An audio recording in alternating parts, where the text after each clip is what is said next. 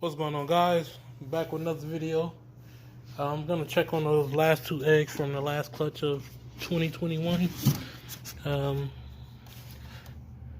Showed you guys that it was unfortunate that some of these came out kinks, but these are the last two eggs. That one still hasn't hatched, but this one has hatched, and it doesn't look like it has a kink.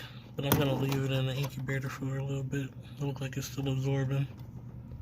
It has a little bit left, and it does have a tail kink, a little bit on the tip.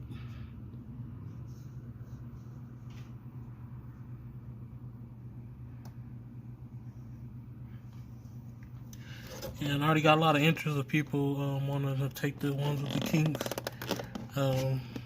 You guys just be patient with me. Let them put on some size. Around 5-6 weeks, I'll be able to ship them out to you guys. You just pay for the shipping, and I get them out to you.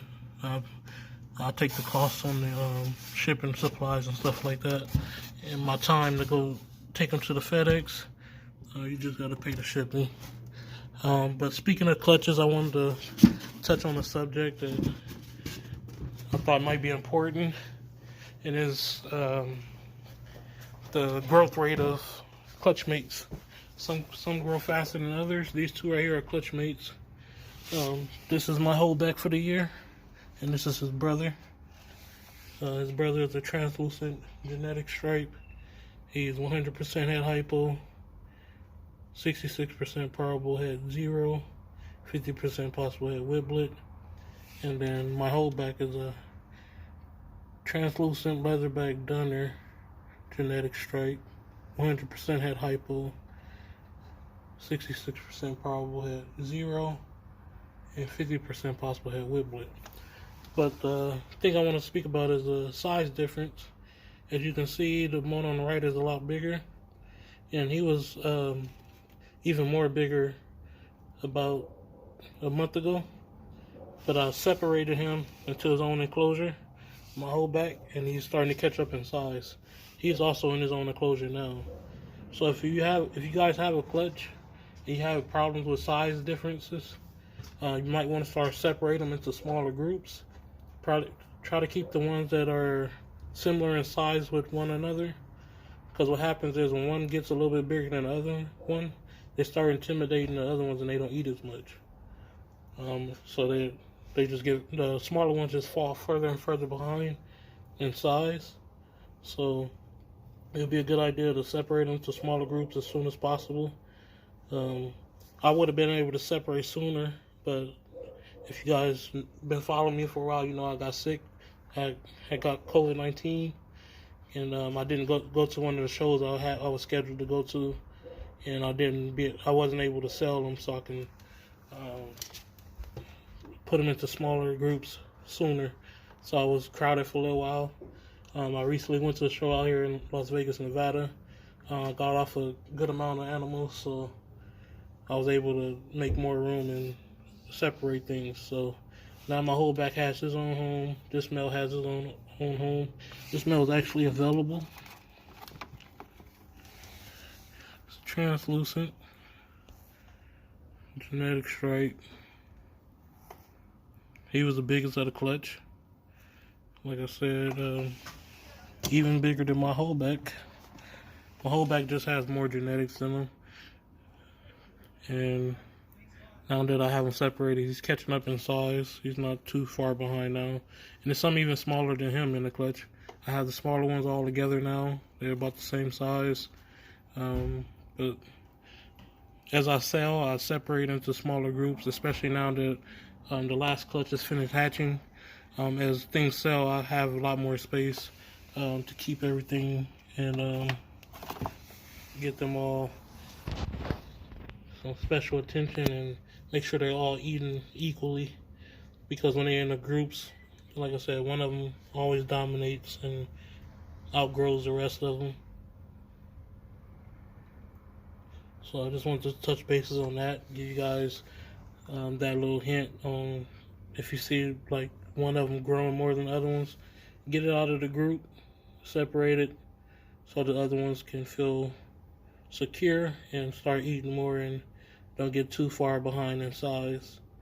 Do it as soon as possible if you have the space. Probably try to keep 5, and if you're doing like a rack system with these type of bins, probably like hatchlings, do like 5 and 5 in a group.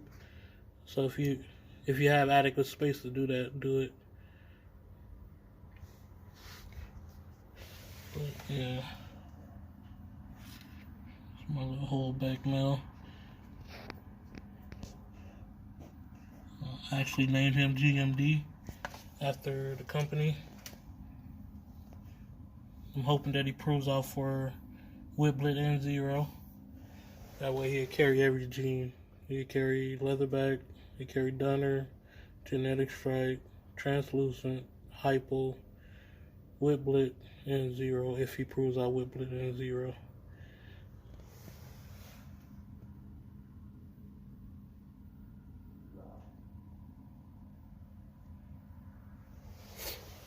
But yeah, I was at work earlier today, and I just got off at 7 o'clock. You see, it's dark outside again.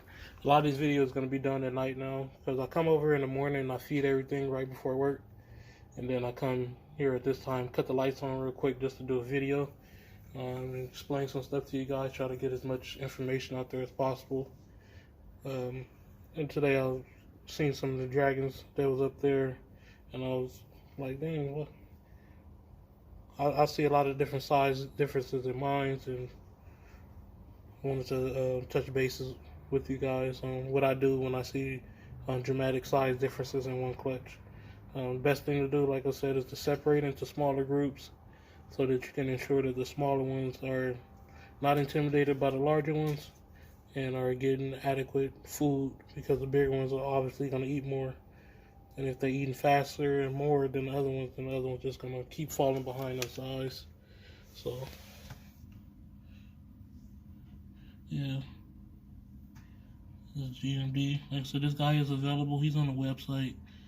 The pictures I have on there is when he was smaller. But if you see this video and you go to the website, he's the only male, I think genetic stripe that's available.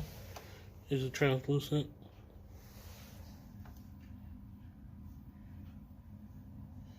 But yeah, I don't mind keeping them either, because I have some other female genetic stripes that I can, that are unrelated, that I can breed them to, and I can do multiple breedings for that experiment. While I want to do with the see if it's a super form of genetic stripe. But alright guys, I'm gonna go ahead and end the video here. Hope you guys enjoyed it. They think there's some water in here, that's why they're looking at. This is what they usually go in. So, but I'm going to go ahead and end the video here. Hope you guys enjoyed it. If you have any comments, if you have any questions, comment down below. If you want to speak about something personal, you can contact me on my email or on DM on Instagram or on Facebook. Everything is genetically modified dragons. You guys have a good one. Until next video, I'm out. Peace.